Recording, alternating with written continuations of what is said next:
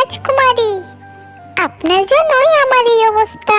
এই অভিশাপ থেকে কবে মুক্তি পাবেন আপনি? আমারও যে পরিবারের কাছে যেতে মন চায়। চিন্তা করো না মৌরানী, একদিন ঠিক আমাদেরকে কেউ না কেউ সাহায্য করতে আসবে।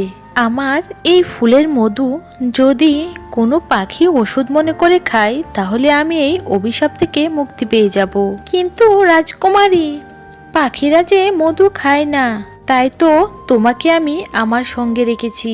তুমি জঙ্গলে গিয়ে দেখবে কোনো পাখির যদি অসুস্থ থাকে, তাহলে তাকে তুমি আমার এই ফুলের কথা বলবে।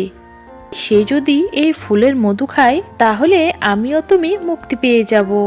আর তোমার কথা তারা বিশ্বাস করবে, কারণ তুমি ফুলের মধুর রাজা।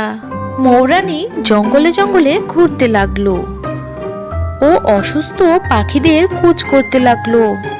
তখন সে একটা টুনির দেখা পায় ও সে টুনিকে জিজ্ঞেস করলো, কি ব্যাপার টুনি, তোমার কি হয়েছে? আমি উড়তে গিয়ে পড়ে গেছি।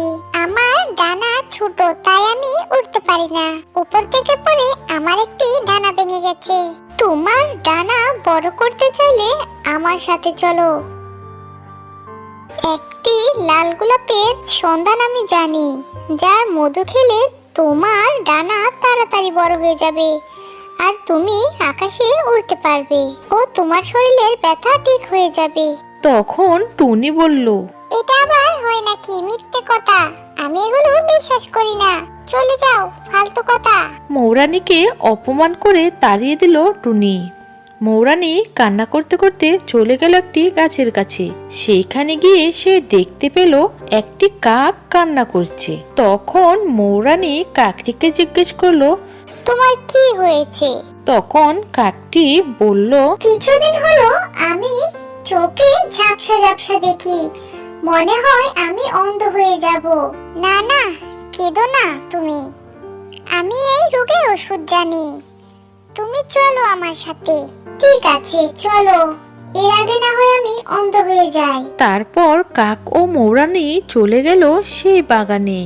কাকটি সেই গোলাপ থেকে মধু পান করে। তারপর এক নিমিষেই সেখান থেকে একটি সুন্দরী পরী বেরিয়ে আসে। সেই পরীকে একটি সাধু অভিশাপ দিয়ে ফুল বানিয়ে দিয়েছিল।